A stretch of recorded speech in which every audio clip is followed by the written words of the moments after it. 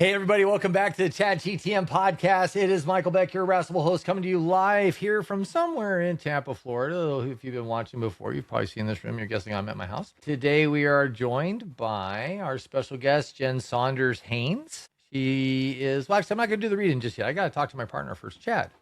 Yeah. How you doing, man? I liked how you said irascible. That was awesome. Irascible. It's a new piece of vocabulary. Yeah, and it applies. It's fantastic. I've been waiting. To Yeah. use that word.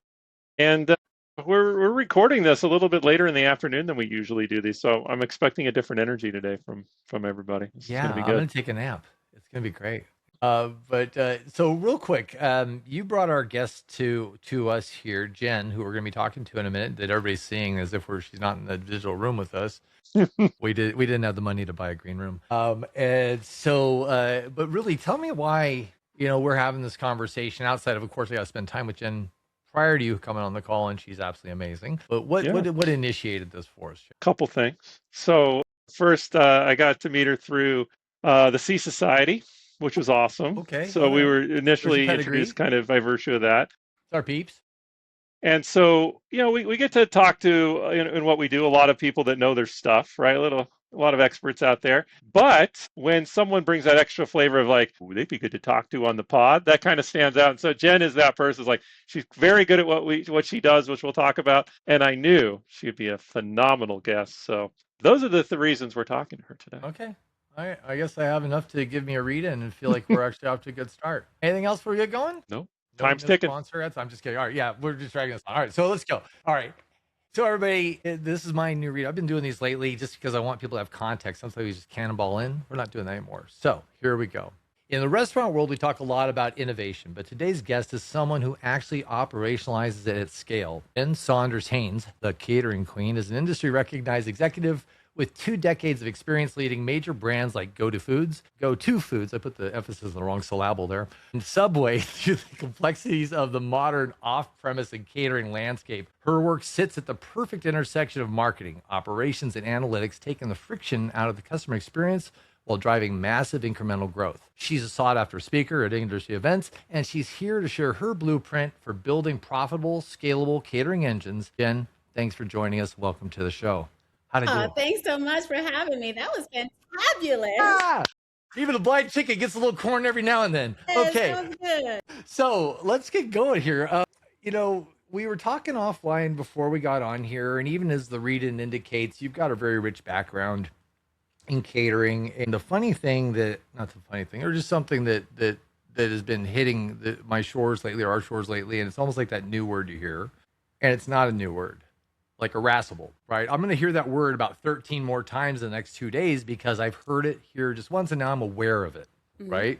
Mm-hmm. Catering is becoming that new word for me. I know it's been out there for a long time, and I know it's a thing, but the reality is it's becoming more and more important because companies are needing to drive revenue outside of their 4 walls, create consistency and quality of that experience with their guests. And now more and more, catering is an important thing. And you've done this at some really big companies. In fact, I didn't know Subway had a catering program. Mm-hmm. Yeah. Yep. So just get us started off like, 1, how you doing? And 2, answer all the other stuff. I am great. Thank you for asking. So catering, it's interesting that you say that because catering has many different definitions, right? Catering has a definition for us as caterers in the catering space. And then catering has a definition for a B2B guest, and they have a definition for a B2C guest. Absolutely. If I am ordering for my wedding, catering means something very specific. If I am ordering for a Super Bowl party, catering could mean something else. In a business environment, catering has a different definition, right? So I think it just depends. I think we get confused in the restaurant space as restaurateurs or operators on what we think it means compared to what they think it means, right? And so we try to build something that is how we think it should run, how we think our restaurants and how the 4 walls operated, how we should scale it, which is not the same as what we should be doing because we don't have the insights to do it. So my work is really about helping brands understand how the guest feels about it, how they receive the experience, and then for the business side, how to scale it without messing it up. How'd you get the moniker? Messing it up. The catering queen. Where did that come from? So fun story. So in my time in Subway, I used to have an office in the home where I lived in Atlanta. And behind me, I used to have my pageant sashes and crowns. And so when I was younger, I competed in pageants. And so the queen part is real.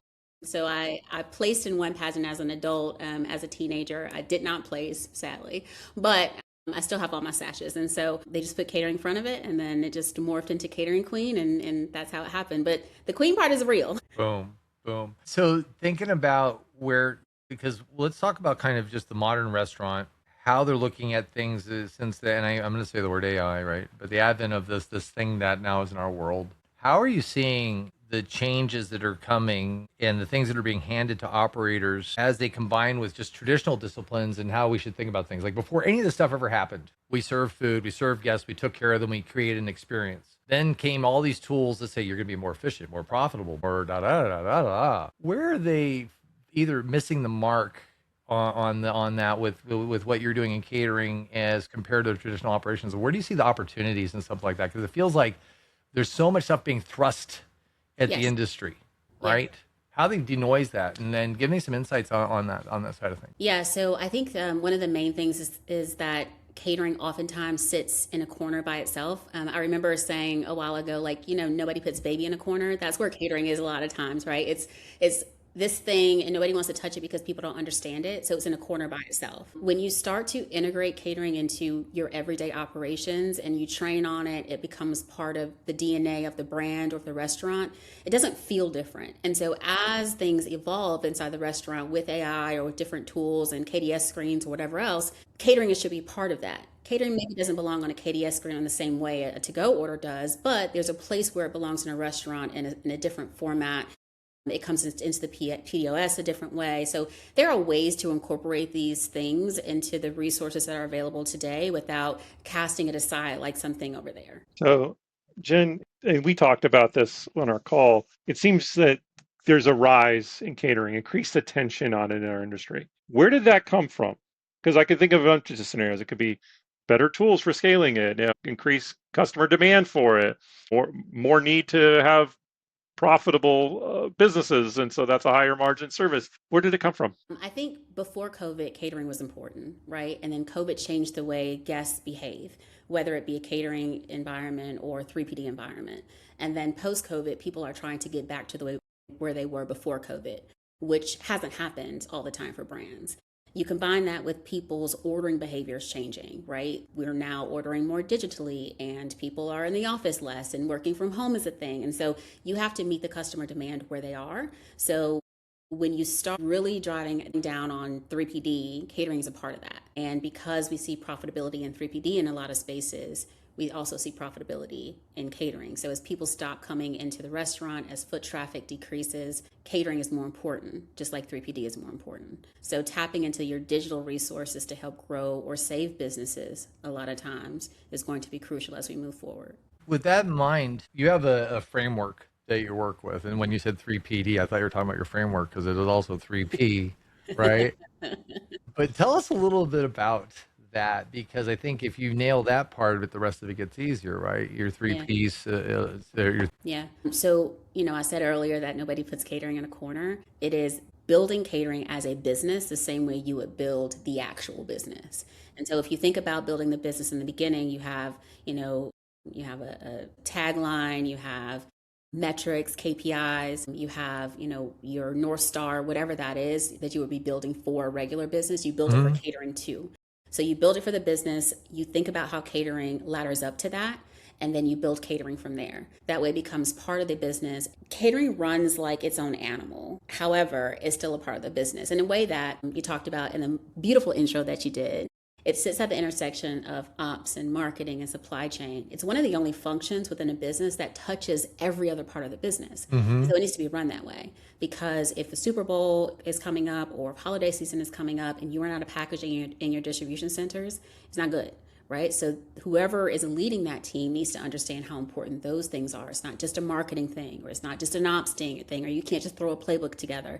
It's everything together, and it really needs to be treated that way. So the framework for this really is thinking about it as an end-to-end business with a full go-to-market strategy. What are your three P's? Was it packaging process?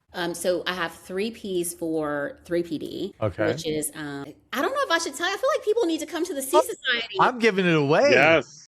No. Oh, no. Secret sauce. I did too much reading ahead. I was like, wait a minute, should I be giving this away? Call me up at a Sea Society. You know, in and I'll tell catering, you what do they send are. samples before they buy the full menu, though. That's what this is. That's too far. What must be true of an organization before they can do the things you just said, Jen, where to set catering up for success in that way? Alignment. First and foremost, it is alignment, not just on what they should be doing, but alignment across the leadership team in full buy-in. Everybody needs to come to the table and everybody needs to agree that it's important before you even begin. Because I've worked with and been in organizations where that alignment is not there. And one team is going guns blazing, to the finish line, and the other team is like, well, we're not ready for this. And nothing is going to happen. It doesn't matter how well prepared you are, how much strategy you put together, it's just not going to work. So alignment by far is the best thing that I can tell a brand to start with. You use the term marketing several times leading up to this, and that makes, and then thinking about packaging, how important in the whole catering world is branding on the goods that are coming out of the door? Yeah. How impactful is that? So think about a time where you were invited to an event or had a meeting. You walked into the meeting, you knew there was going to be food there, but you didn't know what it was going to be. And you walk in and there are 10 pans on a table.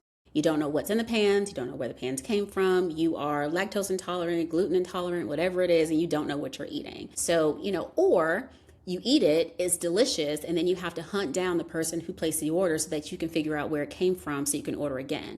That is how important packaging is. If you want this to be a marketing element and you want people to order from you again, you want catering to transition guests from catering guests to in-restaurant guests, your packaging is hugely important. I think where brands kind of struggle is, everybody can't do fully branded packaging. I get it, right? It's nice, it's pretty to look at, but it is expensive, especially if you have a smaller footprint.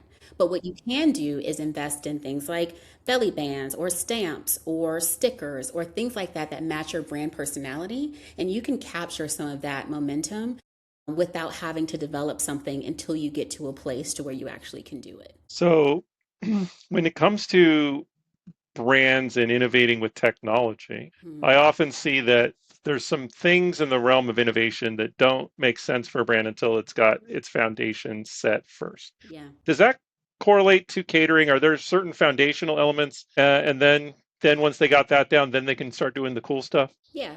I mean, I think the first thing is just know what you're good at, right? If you're really good at making sandwiches, you should probably not be making hot dogs, right?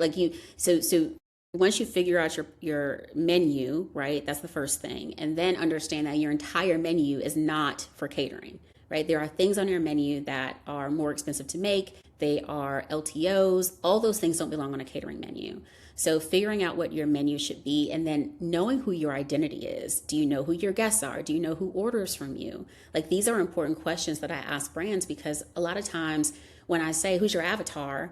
They don't know because they don't have an insights team. They haven't done the research. So it's hard for me to figure out initially what they should be doing because I don't know what the audience is. Can it be done? Sure. Right? Does it take longer? Yep. So we have to do a lot of work initially to try to figure out where we should be, because, I don't want brands to play in a space where they're not invited. Like, the sandbox is big enough for us all to have a little piece.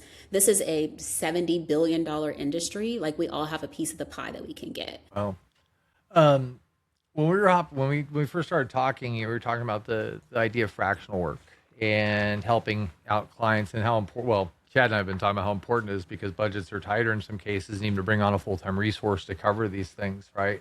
But if I like to ask people to self-diagnose, right? Mm-hmm. If I'm a restaurant, what are the things I'm feeling right now that would tell me, you know what, I should probably look at my program and bring in expertise?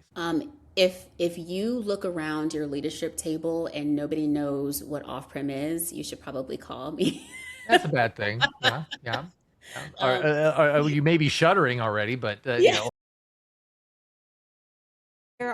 So if you are in a place where you are looking at dollars coming in, traffic is declining, you have a product that travels well, you know that your competitors are in the catering and off-prem space, you should probably be there too, right? And so most brands, not all, but most brands should have a catering presence. If you don't know how to get there, then that is the next step. If you're questioning, do I put everything on a marketplace, my whole menu there? Do I even know, Chad, to your earlier question about tech, can my POS system even accommodate this? Do I have to go and source a tech program? Like, would somebody in your team know what questions to ask to vet a tech partner properly to even get a catering functionality? So if nobody on your team can ask those questions and be able to speak to them, you probably need to bring somebody in to help. So this might be too similar a question, but I think it's different, which is for catering novices out Yeah. there, but they're doing it. What are some of the easiest things, but also very important things they are probably doing wrong? Like to not even know it, right? I'm doing this wrong. And it's like, I did no clue. Not owning their data. If you are catering and you're not capturing email addresses, names, last time order, you don't know what your guests are ordering, you don't know, where they're abandoning on your website. If you don't own your data, it's really hard to continue to grow your program. So I think not just owning, but understanding your data. You don't have to bring in a catering analyst, but your analytics team should be able to sit down with you and go through the data. You should be able to tell them, these are the things that I need from my guests to understand how to grow. Again, if you don't have the person on your team that can ask those questions in the right way, and then go over to your CRM team or whomever, marketing or whomever, and say, I need a segmentation plan for a catering guest because this is the behavior, because now you know the guests, you own the data, and you can create a segmentation strategy around it so that you're targeting the guests that order from you and order the things that you know they order. So if you're sending a B2C message to an EA that's ordering only for her office, it doesn't make sense, right? So I think owning the data probably is the number one thing I see brands missing. I'm going to pivot to the C Society because is she number 3 from C Society now? We had Tony, we had Daniel, and number 3. This is back to that new word that I keep hearing everywhere, right? It means you're the person of your time and the group of your time. What is it that outside of Tony, Renee being amazing, what is it that made you look at that? This is a great collective. This is where we are better together, and the things we can bring collectively to solve a lot of problems as a group and as a set of professionals that have distinct superpowers of their own. What made you make that move and why? We stay in our lane. I know what I'm good at, right? I know what Tony is good at. Yeah. I know there are people in the C Society that I can call and say, I have this specific problem, and they know how to fix it. So there is a mind share. This isn't just, hey, we're a group of people, we route some jobs to folks. Really demystify a little bit of that for us. Yeah, so the C Society is a collective. We know each other, we have calls together, we work together. The idea behind it is that if you need fractional support in one specific thing, you can find somebody on the C Society to help you. If that person is help, say you need a CMO, fractional CMO. That fractional CMO, amazing. They know how to market. They are a marketer. They can do all the things. And then you start talking about catering. A CMO may not know the intricacies of catering or off-prem specifically. So they call me. And then I come in and say, all right, I'm not a CMO, but this is my lane. And this is what you can do to be successful. So we work together in that way. So you get not only access to that CMO, you also have access to that CMO's network. So you can say, I don't know who this person is, but I know that I can call the C Society and get whatever I need to be successful. Okay. Awesome. So we like to talk about tech and innovation. I know you know that. And I'm curious where you see, it doesn't have to be around those themes, but where do you see off-premise going? Where do you see catering going over the next few years?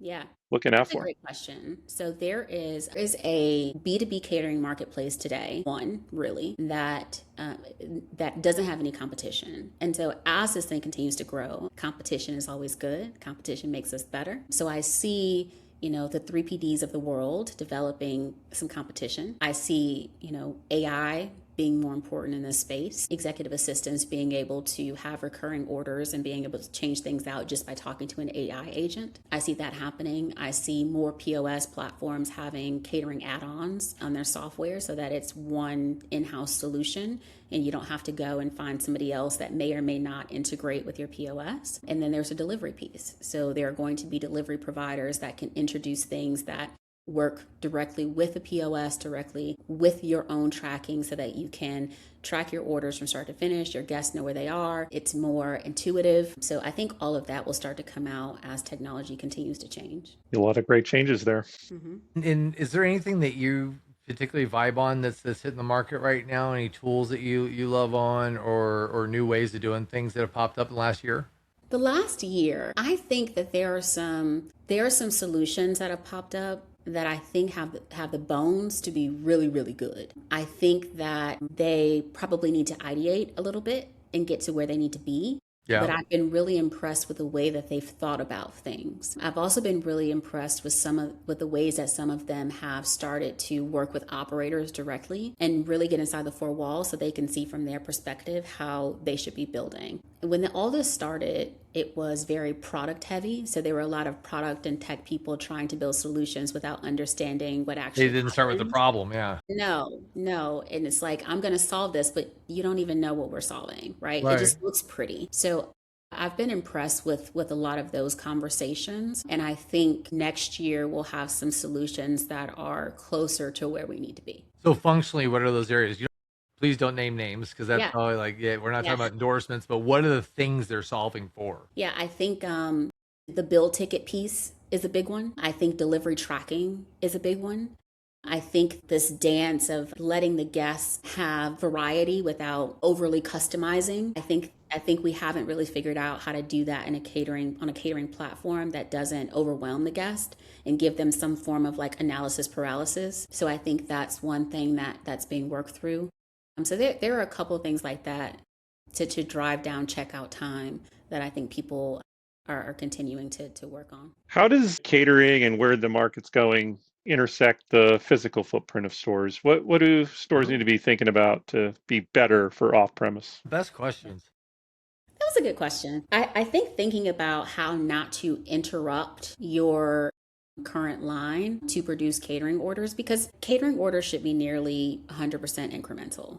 Like nobody is talking about disrupting your entire lunch rush to prepare a catering order. So the way that I think about it and talk about it is the lights are on, the ovens are on, your staff is there. All they're doing is making food that they would already be making anyway, right? And so if we think about it like that and not, again, baby in the corner, then I think we can be in a better place, right? So I think that's some of the frustration, and not just the frustration with the ops teams or ops leadership teams. It's also the frustrations for general managers inside the restaurants trying to keep their teams motivated, their hourly employees motivated, because they're like, great, I got this $1,000 catering order and what does this mean for me? Well, it means that you get more hours this week, maybe. It means that you get on the schedule next week, maybe, right? It means that we all get a tip, maybe, right? So I think explaining it in ways that help the general managers manage their hourly employees, and that helps the ops leadership teams understand that nobody is trying to disrupt your ops flow.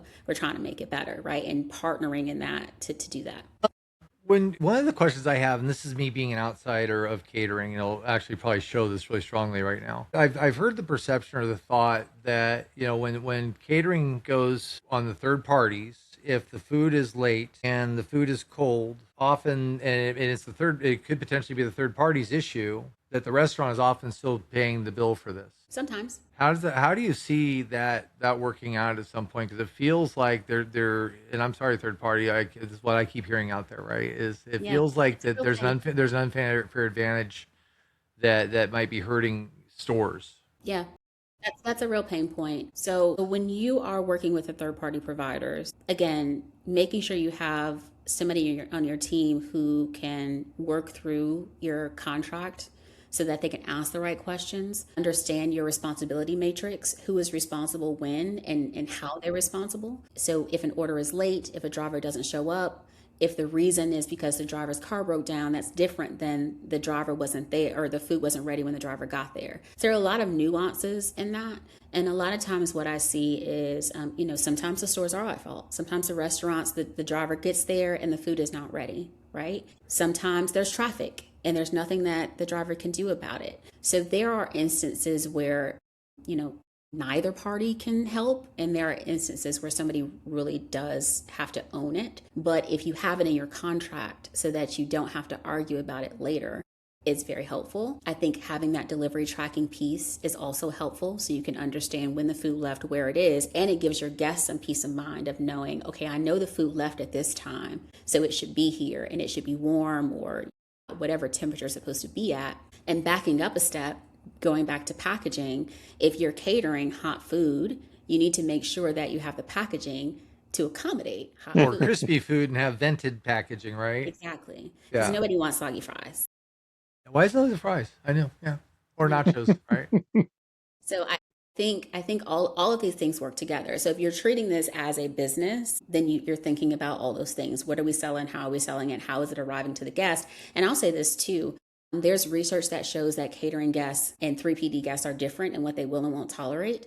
So a 3PD guest might be more understanding, right, if their food is not as hot, because that's the sacrifice you make. If you're ordering French fries on 3PD, chances are they're just going to come in a bag. Ordering catering and you're paying for a premium experience, things are different. Stakes are higher. More money's being spent.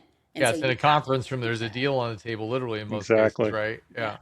Yeah, you have to treat those things differently. Brands can be really, really good at 3PD because of what they sell or how they're selling it, but they may struggle on the catering side because they're treating it like 3PD, and it's not the same. Good answers. I'm thinking catering for this, but maybe there's applications in third party as well. If a guest is in the restaurant, the brand can do a whole lot more to curate that experience and to give that guest the feeling of the brand while they're there. What are some of the ways you've seen where brands actually can do really cool things to create an experience of the brand for the guests in the catering environment? Yeah, packaging helps with that. I think understanding what your brand voice is and creating that same experience in the home, if it's a home catering environment. So if you go to a restaurant and it's a Mexican restaurant and they make, I don't know, I'm this is off the top of my head, y'all. So let's see what I can do. That's how we do. If they make tableside guacamole, right? And you want to create that experience at home, maybe your brand is known for doing this home side guacamole, right? And so you give them the ingredients separately in different ramekins or however you do it. You give them a little card, right, on how to make it, how to measure it, and then they make it at home and they get that same kind of experience that they would get in a restaurant.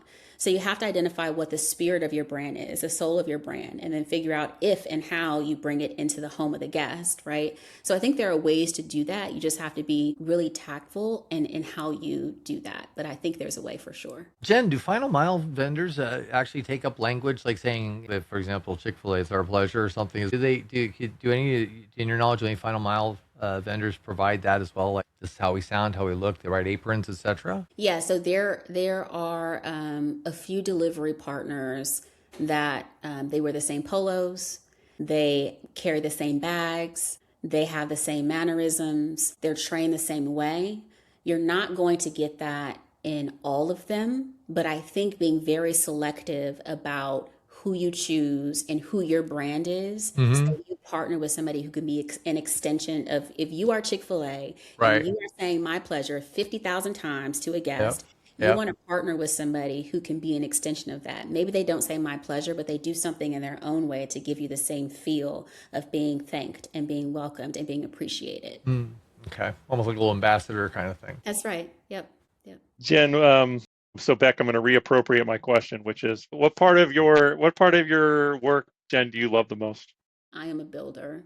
I love building. I love collaborating. I love watching, things grow. I will tell you that one of the proudest moments in my career was creating the catering packaging at Subway and then seeing that packaging all over the world. That is and probably will always be one of my proudest achievements, because it wasn't just that I worked with the marketing team or the supply chain team to create that packaging. I've told this story so many times because it's that special to me. I was literally sitting at my desk with a piece of paper and a ruler drawing that box, and I was, figuring out the creative, and there are words on that packaging, and figuring out the words and where they go, and seeing that packaging in the Caribbean and in Mexico and in Canada in different languages. Like that to me is the most rewarding thing in my career, because I know the love that went into that, and I know that packaging, even though I'm not there anymore, the packaging will live on. Ooh, love it. Well, we are getting to the point where we need to start landing the plane, as we say. But with that, I got a couple of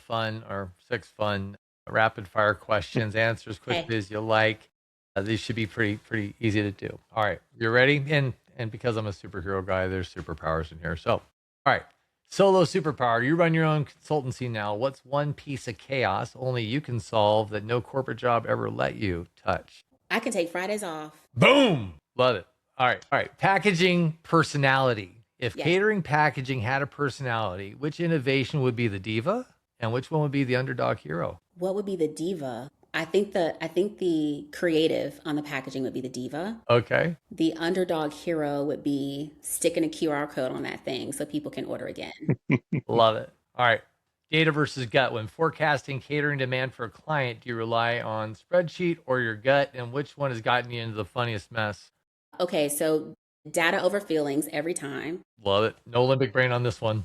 Nope. And what has gotten me in the most messes is when I trusted my gut and not the data. So I don't do that anymore.